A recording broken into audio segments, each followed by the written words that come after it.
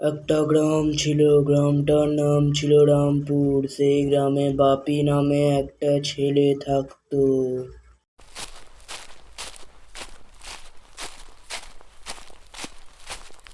সোনু, সোনু, কাজে যাবি না?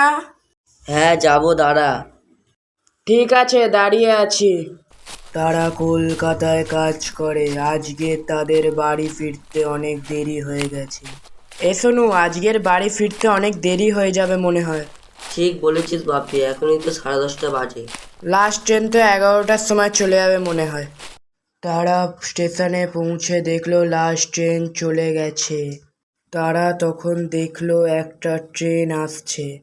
ভাই, এই ট্রেনটায় কোনো লাইট জ্বলছে না, আর এই ট্রেনটা ছাড়া আমাদের কোনো উপায় নেই। ঠিক আছে বাপি।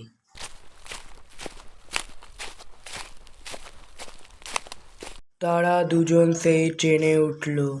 তারা দুজন একটা সিটে গিয়ে বসলো। তারা হঠাৎ দেখলো তাদের পাশে একজন বসে আছে। ও দাদা, এই ট্রেনটা রামপুর যাবে গো। এই ট্রেনটা রামপুর যাবে না, তোমরা ভুল ট্রেনে উঠে পড়েছো। এই ট্রেনটা লাস্ট কোন স্টেশনে দাঁড়াবে গো? এই ট্রেনটা কোনো স্টেশনে দাঁড়াবে না, হা হা হা হা। সেই ট্রেনটা একটা স্টেশনে দাঁড়িয়েছিল। সেই সময় তারা ঝাঁপ মারল আর প্রাণপণে দৌড়ালো নিজের গ্রামের দিকে। তারা দুজন সেখান থেকে বাড়ি ফিরে গেল আর কোনোদিন ভুলতে পারেনি সেই রাতের ঘটনা।